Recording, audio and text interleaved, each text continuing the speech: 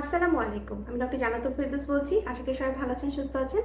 আজকে আপনাদের সাথে যে বিষয়টি নিয়ে কথা বলব সেটা হচ্ছে বাচ্চাদের দাঁত ওঠা। কত মাস বয়স থেকে বাচ্চাদের দাঁত ওঠা শুরু করে এবং কত বছর বয়সে বাচ্চাদের দাঁত পড়া শুরু করে, আজকে সেই বিষয় নিয়ে কথা বলব।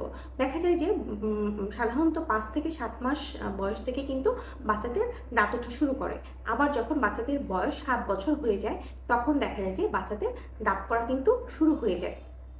তো কিন্তু কিছু, কিছু ক্ষেত্রে দেখা যায় যে বংশগত কারণে কিন্তু বাচ্চাদের দাঁতটা একটু দেরিতে উঠতে পারে। সেটা ৯ থেকে ১০ মাস হতে পারে। যদি বাচ্চার স্বাস্থ্যর কোনো সমস্যা না থাকে, সবকিছু ভালো থাকে, সুস্থ থাকে, তাহলে কিন্তু এটা কোনো ব্যাপারই না। সেক্ষেত্রে ৯ থেকে ১০ মাস বয়সে দাঁত ওঠা একদমই নরমাল একটা ব্যাপার। প্রথম দেখা যায় কি ৫ থেকে ৬ মাস থেকে ৯ থেকে ১০ মাসে কি হয়, বাচ্চাদের প্রথম নিচের পাটি, যে নিচের দিকে আছে, নিচের পাটির দুটো সেন্ট্রাল যে দাঁত থাকে ইনসিসর, সেটা কিন্তু ওঠা শুরু করে।